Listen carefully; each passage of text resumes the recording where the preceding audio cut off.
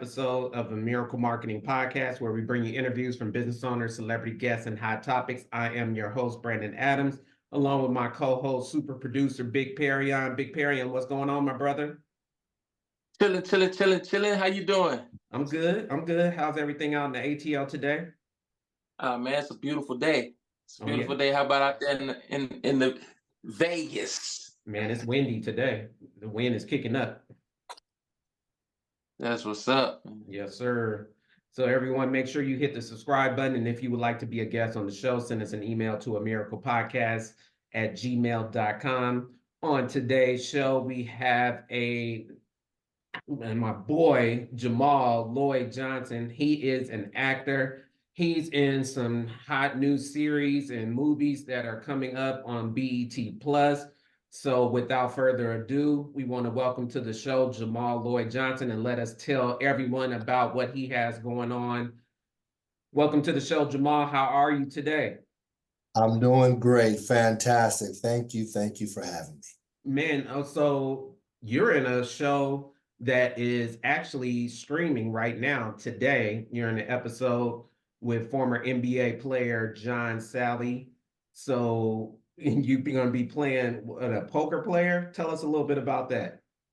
Absolutely. So the name of the series is called Diarra from Detroit. It's a fantastic series. It's really centered around a divorcee school teacher that thinks she was ghosted by a Tinder date. And so it takes her down this kind of pathway into unraveling some mystery that's going on in the underbelly of Detroit, Michigan. And so lots of kind of ups and downs. I kind of call it a mystery / comedy. Beautiful, well done.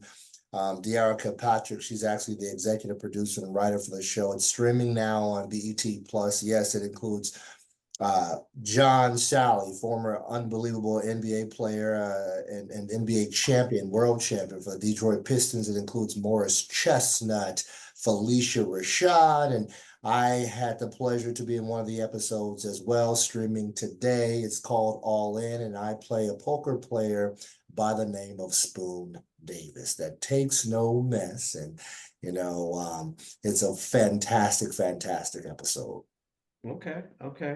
And then you have another one that's coming up on BT Plus right around the corner in a movie called R.S.V.P. So tell us a little bit about that.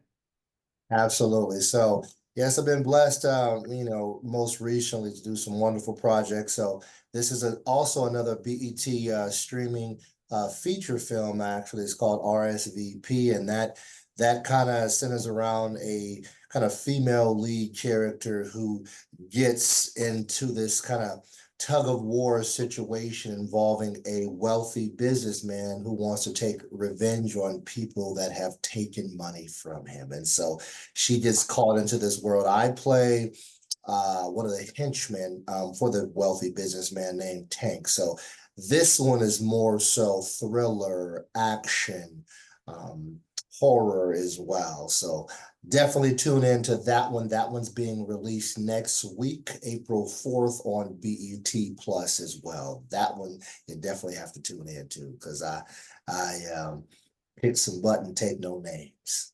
Okay. All right. All right. And if you ever seen Jamal, he's a big dude. So he makes me look little standing next to him. Perryon? Do you have any independent films that you're writing and producing? Absolutely, man. Fantastic question. I actually do. Thank you, Perryon, for bringing that up. I recently executive produced a short film. It's called The Other Mind. It's really it's based upon a true story that centers around the topic of OCD and how that's really become an impact in the world, I would say probably the past 10 to 20 years. And so the story of a gentleman that does not believe that he might have or did not or did kill his fiance. So it's the intrusive thoughts that's going on in his mind. Did he or did he not kill his fiance? So it takes you down this spiral of what mental awareness and health looks like.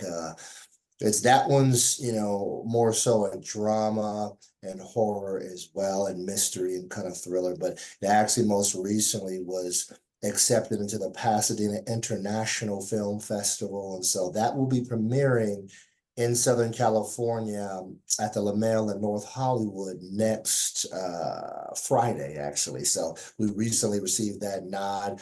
Beautiful, beautiful thing. It was actually, that film was co-written and co-produced by one of the leading editors for HBO's Euphoria. His name is Andy Cruz. So he's my production partner. It's actually really based upon his real life experiences. So I had to jump into the world of who he was and what he actually went through to take on that particular role. So we're excited about that being accepted to the Pasadena International Film Festival as well. That's dope. How as a writer and an actor, how do situations like pandemics and COVID, how do you adjust for situations like that, as far as like continuing to create content? What is how did it affect you, first of all?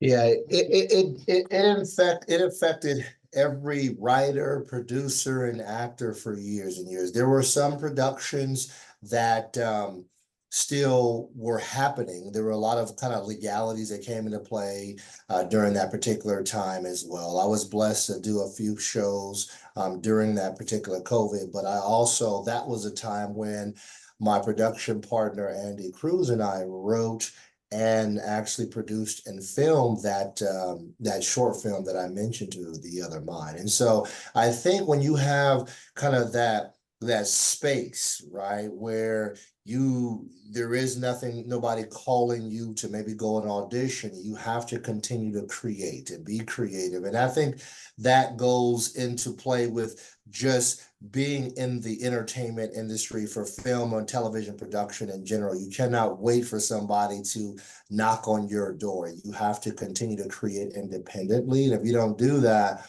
you'll be in that kind of non-space and time. And it doesn't help you to keep that kind of creative instinct going, right? It's a tool that you have to continue to use. And so we did a lot of writing and kind of producing. We actually have another project that we were kind of working on as well during that phase. We just haven't began principal photography on that. We have actually another short film and a feature film as well that we're kind of working on as well. So that's what we did during that phase, is kind of collaborate, write, and then we were able to produce and shoot that recent short film that we did. Okay. And one thing I wanted to ask you too about the explosion of AI, and a lot of companies are laying off employees and downsizing. How have you considered using AI? I know a lot of people use it for writing and different things like that, but have you been looking into how it will affect actors for the future, and writers for the future? For me, there's something about the natural human reaction, the natural authenticity that comes into play, whether it's acting or writing or creating. It's something that, as much as they can program something to imitate, it cannot be imitated, right? AI, they don't have a soul.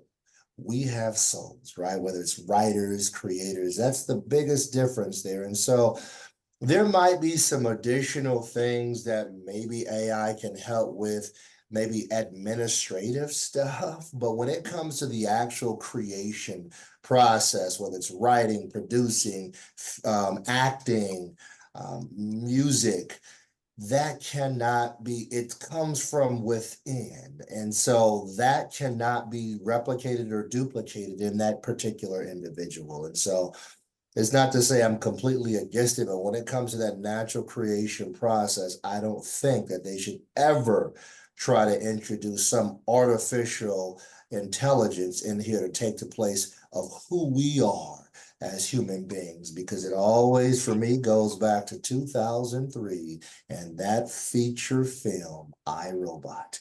What happened when we tried to give that authority, and Will Smith tried to tell us, hey, you give them too much authority, then they're going to take over their own mind, their own belief system, and then the world goes kaput. So that's something that's kind of my 2 cents on the matter. Great question, though. Yeah, I think that it's a good tool, but I think it'll become a problem, especially when you have situations like terrorist attacks and um, the, blackouts from solar flares and stuff like that. If like the I just think we need to continue having a paper trail for everything that we do. So just in case we can't use technology, we can always refer back to something that was written down or documented. I don't think they should never let go of that aspect. And as far as like the human aspect of everything, they're trying hard, but I don't think that I think it's a phase right now. I mean, as far as technology goes, we're going to get to an advanced area where we're going to be having a lot of things done by computers and stuff like that. But I don't think it'll ever get to the point where they won't have any humans doing anything, because we need that contact, we need that engagement. Right. Agreed. 100%. Jamal, Yes. so I wanted to ask you, your film that you did a few years back that we were I did some PR on. How's that going? And It's talk about great. that project and where people can find because that was your first film, right? Yeah, well, it was the first film that I actually executive produced and was the lead actor in. That won lots of domestic and international awards. That film is called Too Wrong. So we had it on Amazon Prime for a long time. We just removed it maybe within the past year, and I think we're going to re-release it because we're renegotiating our streaming contract for it. So I think we'll probably re-release that on Tubi or another one of those other platforms as well. But it did really well for the 5 years that it was on Amazon Prime. So that was a fantastic project. Lots of great positive reviews for that film. Yeah, Perry on. If you've never seen that film, check it out. It's dope. Jamal did a good job in that one. Too Wrong. I worked on that one a few years back, doing some PR work on that one, and it did really well. It's a really good film. Short film, got a lot of information done. And how long was it? Like 15 minutes or less? Yes, around 12 to 15 minutes. Yep, Yeah. That's right. Yeah. For So, sure, I'm gonna check that out. yep, that was really Do good. do you ever get any um, people saying who you favor other people or actors and stuff? Yeah, I mean, I've gotten everything from The Rock to that's probably what I get for the most part because I'm a bigger guy. When I was younger, I used to get Will Smith when I had hair, but but it's probably closer to The Rock now. I mean, because I'm 6'4", I'm about 250. Uh, So yeah, it's probably the closest that I get. Is there some comparison that you're thinking of? you kind of vocal wise, you remind me of Tyrese. Oh, okay. Hey, he's in Atlanta, right? I'm not sure. I Oh, thought he okay. was out there in LA, but He he Gotcha, moved, stayed he gotcha. together moved with from these he moved artists. from LA to Atlanta. He's in Atlanta now. Oh, okay. Yeah, yeah, he's in ATL. Jamal, if you could play any role that would be your dream role, what would it be? And Wow. also, who would you want to work with? Mm. So there is when it comes to my interests, as far as a project, I love writers, right? And I've always been a person of kind of horror, mystery, science fiction. So Stephen King, any project involving Stephen King. Um, Ridley Scott is one of the other kind of filmmakers that I would love to do a project with. As far as actors is concerned, yeah, I would love to work with DJ, Dwayne Johnson, obviously. Vin Diesel would be wonderful to work with as well. What other question that you asked me? Oh, as far as the character is concerned, that's a tough one. Maybe the legendary boxer Jack Johnson. That would be a good role for me. You know, back in the day, before all that stuff went down, there were some talks of me jumping in for R. Kelly, but not in this lifetime. You know, not in this lifetime whatsoever. Hey So, man, yeah. man, back up off of Kels. Listen, talented individual, but you know, it goes without being said, right? And so yeah, it's an unfortunate thing, but yeah, that's a tough one there because as far as the specific character is concerned, because I have such a presence there, Brandon, and so the character has to make sense, right? That's why I was thinking about Jack Johnson, legendary boxer, you know, in the early 1900s, and he has a story himself. They've done some pieces on him, but he was a larger fellow, right? And so just kind of looking at those things, and I'll have to really sit down and see what would make sense, because it has to be, in this day and age, everything has to be true and authentic, and people want to really see, oh, okay, I can see that person being that person. The same way Jamie Foxx did a masterful job at playing Ray Charles, and Will Smith did a masterful job at playing Muhammad. Would you do a Marvel character?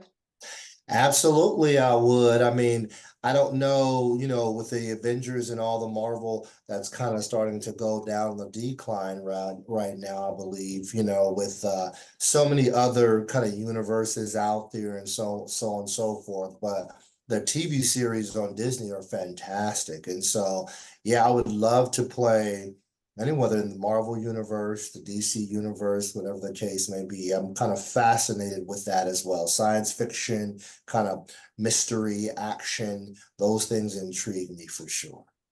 And Black Panther. You ever talk? Did any readings for any of those movies? I have not. You know, I would love to. I would absolutely love to. I would absolutely love to. That would be fantastic as well, to play one of those characters in that particular universe. Absolutely. Yeah, especially, you know what I'm saying, with your height and everything, like, yeah. And I'm pretty sure they're doing working on a couple spinoffs with different characters and stuff for Yes. Black Panther. So You got Panther lives. Yeah, man. You know what I'm saying? Absolutely. As many things as you can do and that won't affect your brand. You know what I'm saying? Anything that's gonna build your brand and your worth, you know, those type of opportunities, man, dude, I say go after them and also create them. Yes. You know? Most important thing you said was making sure it stays in alignment with the brand, right? And also being able to create opportunities as well, man. Those are two things that I live by, and they're important for the success and really the proper trajectory of an actor. Yeah, that's dope. That's dope. So as far as I know, before the interview started, you were talking about you relocating. How does that affect what, you know, as an actor being you know, moving to different areas away from where the mainstream filming is? Great question. So now we live in the world of self-taping, right? And COVID has really created and adopted that, and that self-taping, and that's really self-taping is all it is you're actually auditioning yourself, right? With your reader there. That's all you were doing when you were driving in traffic or whatever the case may be, going to that audition, is you were reading, you were doing it in a tape and they were recording you and they would still look at the tape. And so I think it's the best thing that's ever been created for actors that live in other locations that still want to have the opportunity to work. And so it hasn't affected me at all because of the fact that, I have places that I can reside in New York City, obviously, and in California as well, which are the two places where I filmed the most, New York and California. And so there's no issue whatsoever for me with regards to that. I can film internationally as well, but self-taping has really changed the guard in that. It has given, that level playing field with people that live, in other places as well. So there hasn't been a change for me. A lot of the things that I've done recently booked off self-tape, all of them. And matter of fact, all the things that I've done in the last 5 years have been from self-tapes, no in-person auditions, none. Wow, wow, that's dope. That's dope. I gotta start acting, man. No, Perion, we didn't already talked about we doing a film. Yeah, we need to But get I on guess it, you can act in it too. Yeah. My wife, she's actually from Detroit, and we did a little small probably like a 7-minute little film where we actually we filmed pieces here, and then my daughter in Detroit filmed her parts, and I edited it and put it together and stuff like that. So it's when you have the creativity and you could put things together. I think that technology has allowed us to be able to do things, make it more easier for us to get our ideas out. As far as the films that you did in Detroit, um, did you get a chance to taste the food, the Coney Island? I'm telling you, because So, when I first went, I yeah. was hooked on Coney Islands. I wish they had Coney Islands here in Atlanta. Yeah. So the scene that the episode that I did, a lot of it was shot in Jersey. Okay. So we did a lot of it in Jersey. So no, I didn't get a chance to have the tastings there. So that's the episode we shot was on the East Coast and in Jersey. So no, unfortunately I didn't, but I definitely next time I hit up Detroit, I'll definitely make sure I make that visit. Yeah, man. The Coney Islands I mean, Atlanta is a melting pot full of people, Yep, but that's one thing they really haven't brought here are Coney Islands. They brought everything else, but they haven't brought that, and I think that they need to, because it's a lot of people from Detroit here. for sure. There's a lot of people from Detroit and Atlanta. Jamal, one thing that I don't know if you ever thought about it, I think that would be dope for you, is the whole Power BMF franchise. Have you ever thought about playing in one of their series or roles? Because I could see you in one of those playing like maybe a bad guy or something like that. Yeah, absolutely. I think I might have had one audition for that. I think I almost booked it. It was a while back when it was kind of first starting, but yeah, I would do that as well. Those don't necessarily come in for me per se. Those auditions, not sure why or whatnot, but my manager and my agent, they have a particular, pathway for me. But yeah, I will be open to that for sure. I mean, 50 Cent is nothing less than a genius in all what he's kind of created with all the different spinoffs and TV shows. So absolutely, I will be open to that as well. And yeah, I kind of fall in that kind of the underbelly of whether it's the head kingpin maybe, or maybe I can be the kingpin that kind of transitions to be on the good side. So it just, kind of falls in both elements, right? So yeah, I would be open to that, absolutely. Yeah, Yes. that's like like what is that? Method Man playing a lawyer. Mhm. You Yep. know. And then So if you watch the new one, BMF, Braxton from Jamie Foxx, he playing one of the main bosses in Oh, BMF. yeah, Yeah, yeah, yeah. yeah. I saw now that. that's a turn. I thought I was seeing things, and I was like, wait, what? That's a turn. Wow. Yeah, Yeah, big but it turn goes from to him. show the, go ahead. I was just gonna say that's a big turn from the role he played as Braxton to going to play Yeah, that. Yeah. yeah. That shows his range, man. It shows his range. That's amazing. Hmm. Do you record? Have you recorded yourself? You know, like playing different characters for your manager to shop for different. No, I haven't done that. I've,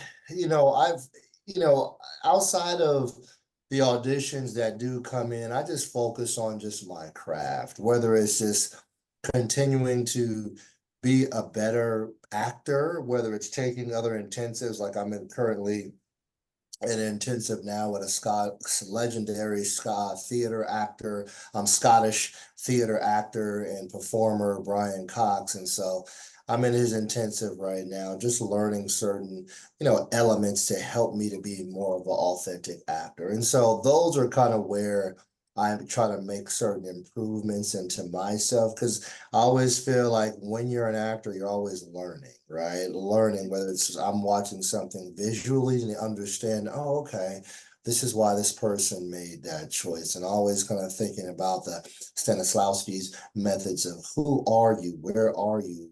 What are you doing? What is your goal, right? And why are you here? Those kind of methods to help you to get an understanding of the place that you're in and where you want to go and how you're going to get there. And so those are the things that I typically focus on, because when I get the role, I want to, the audition, I want to bring my best version, whether it's a small role or a larger role, to that audition. Yeah, going back to the film that you did about OCD. Yeah. I had an idea for a movie. I guess it would be a first person movie from the eyes of a character that nobody actually focuses on, but they're telling the story of a major event that happened, but they weren't the center of it. They were a part of it, but they weren't the center of it. So from their perspective, and that person is Simon, the guy that helped Jesus carry the cross when he dropped the cross, and he went and got the guy from out the crowd to help Jesus carry the cross. Mhm. His story, what would be his story coming from um you know his background up to that point, because he was made for that point, and he Mhm. had to be somebody of great stature and strength, because I mean, this was a tree. This wasn't like no regular 2x4. These are trees that Jesus had to carry. They always paint Jesus like this small scrawny man, but he was a beast. You know what I'm saying? People had to climb on trees to see him. And Lord, just they don't give him the just due that he deserved. He was the original Beauty and the Beast. You Mhm. know, so anybody that can get scourged like he got scourged, Rodney King, it had so many cops on him, but Jesus got worse than that and still had to walk through the city in the heat and carry a tree on his back, Mhm. go up a hill, get nailed to it, get pierced in the side, and still able to have a conversation with somebody. Wow. That's not no scrawny man. That's somebody, you know. So Simon had to be close to that, Mhm. because they're not gonna just grab anybody out the. So just going off of your height, I think that would be something good to do a movie like that too. Yeah, absolutely. You'll have to put a wig on me. Man, But I man, they do absolutely, everything. They got laser with it. yeah, absolutely. I can't think of the name of the film that was just done. that was kind of a biblical film that kind of told the story. It was actually surprisingly very well with the amazing actor that was on the TV show Atlanta. You know who I'm referring to? Oh, Clarence. You're talking about Clarence? Yeah, the Book of I mean, the Clarence. movie Clarence. The Book of Oh, Clarence. Yeah, Clarence. yeah, I know the who you're Book of talking. Clarence. Yeah, that was actually a surprisingly great film. And so, yeah, I was thought to myself, oh, okay, I can see myself in this particular, in this particular, in this film doing X. Yeah, that's kind of how I look at when I watch films. Where would I stick myself in this particular film? And so, absolutely, I definitely could do something of that nature for sure. Yeah, I think, um, writers and actors need to start focusing on if Hollywood disappeared, what would you do? I got a friend of mine named Mike Bless, and during COVID, he would do little skits on Instagram and post them, and it actually turned into, him doing film now. He works with Country Wayne, Yeah. and it's a part of his production as a writer and all that different stuff too. So it's exciting and it's great to see somebody come from just doing something to make good of the time and the situation that we were in, to it becoming his lifestyle and his means of living now. You know what I'm saying? So I think that, right, just personally, writers and actors now, based on how things are looking and how all in this day and time, all these different cliques are falling, and it's affecting major companies because they were involved with different people and stuff like that.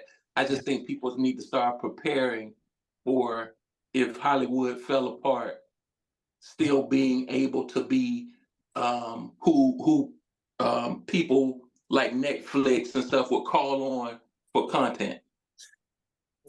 So Great point. And in this day and age, and I know we got to wrap up soon, but that was a great point, Perion. In this day and age, there's only really four things that someone needs to be successful in the entertainment industry. They're important, but it's four main things because we're in a day and age now where you know how there was independent music labels and they made success, right? They had world success without having the major record labels. So that is what streaming is for now. There's probably over 40 different streaming channels. And so if you have number one, the funding, like the independent music labels did. Number two, you have a distribution, connection, right? That can really, and that's easier to find now. You can find those online where somebody who has a relationship with a Tubi or Amazon, that can get your project out there. And number three, you just have the cast and the crew.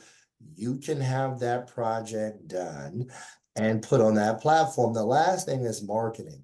Marketing now, a lot of things can occur online. Yeah, as Brandon connected with me, connected with me, and we've been connected for almost, I don't know, 6-7 years now. But but yes, those things can happen so much quicker now, and you would never even believe it. And so those are the four things and it's much more accessible for people to actually put their content online. Now, you want it to be of quality, right? There are some projects that are on the streaming services like, what? How did that get there? But as long as you have those four things, man, you can just funnel content. And next thing you know, you're actually making a decent amount of money because you have quality projects that are out there, whether it's on BT Plus, Tubi, Amazon Prime, Freevee, Netflix. I mean, there's Disney Plus, you name it. And so it makes it more of a level playing field. Wow. Jamal, Do you invest in stuff like that for yourself? Like, equipment and stuff, camera equipment and lights and stuff? So I'm more so on the production side and acting side. So it's like I'll have relationships with I have crew relationships, writer relationships, and I know how to cast, right? Get things out for casting talent, right? Those are the things I know how to do. And then we have, obviously, I don't have that. I would love to have foundational resources for investors, right? And then I have the relationships that I can get the distributor to go in and do the distribution deal for the Amazon. So I have all that. It's the funding aspect is the only part that the missing piece, because I have everything else. And those might come, every now and then, or maybe I like, for me, I saved up to do my 2 films and stuff. But if I had that financial resource arm there, it's a game changer. I would probably be able to funnel like 4, 5, 6 different films a year. Wow. Before we go, let's go ahead, because we got less than 2 minutes left. Go ahead and plug your show that you're on today and where everybody can find and follow you. Absolutely. So you can follow me on Instagram, Jamal L. Johnson .com or Jamal L. Johnson. And then also the next film that I have, the TV series Diarra from Detroit, that's going to be airing tonight. So tune in on BET Plus, and then R.S.V.P film that's coming out next Thursday, excuse me, on BET Plus as well. And then I have my short film that will be premiering at the Pasadena Film Festival. All right. So follow me, give me a follow on Instagram as well. Looking forward to talking to you all. And thanks for being on the show. Good connecting with you again. Perry on. Any last words? Got a little less than a minute. Okay, well, it's real easy. Thank you for being on the show, brother. Be blessed in everything you do and continue in excellence, Black excellence. Yes, absolutely, man. You guys have a good rest of your day. All right. You too, man. Thank you. Thank you, everybody, for tuning in.